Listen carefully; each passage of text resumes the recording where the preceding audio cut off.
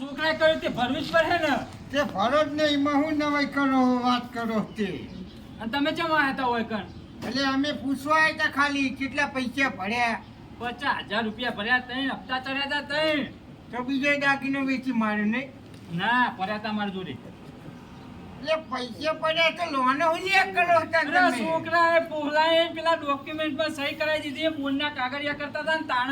પણ હાલતા વળતો વાપરવા પણ આલુ છું ને એ બાઇક લઈ આલ્યું હો. એ 2.5 લાખ રૂપિયાનું બાઇક લઈ આલ્યું હું એ. તાણ એ કેવડું મોટું આવડું મોટું બાઇક, એવડું મોટું બાઇક હોય કોઈને? અને પૈસા તો નાખે બધા. આખા ગામમાં કોઈને?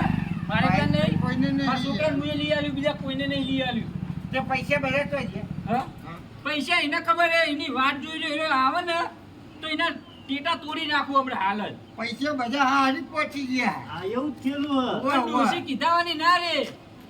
400 ફૂટે ડોશી આગળ કોઈ આવે. હિરોઈન મોમાં ઘેર ગયો. ત્યાં ડોશી આગળ કોઈ વળે તારું મહેનત થઈ રહી છે. એ પૈસા લઈને જ જતો રહ્યો એની મામાના ઘરે. પૈસા લઈને જો વાત